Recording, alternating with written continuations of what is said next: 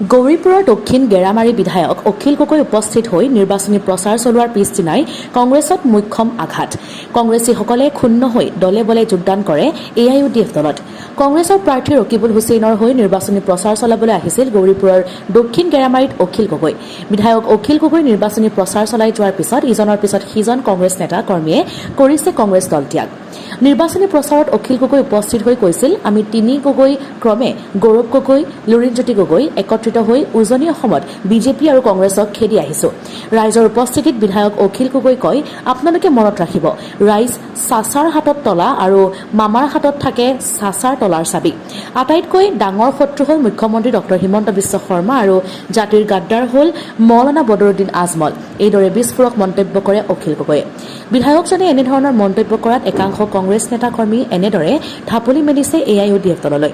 গৌৰীপুৰ বিধানসভা সমষ্টিৰ বিভিন্ন স্থানত আৰম্ভ হৈছে কংগ্ৰেছ দল ত্যাগ। এই দৃশ্যলৈ মন কৰক কংগ্ৰেছীসকলে কেনেদৰে AIUDF দলত যোগদান কৰিছে।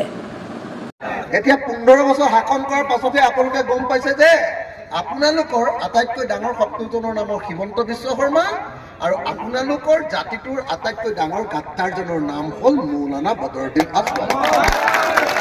হয়নে নহয়? আজমল ডাঙৰীয়া আপোনালোকৰ আটাইতকৈ ডাঙৰ গাদ্দাৰ হয়নে নহয়?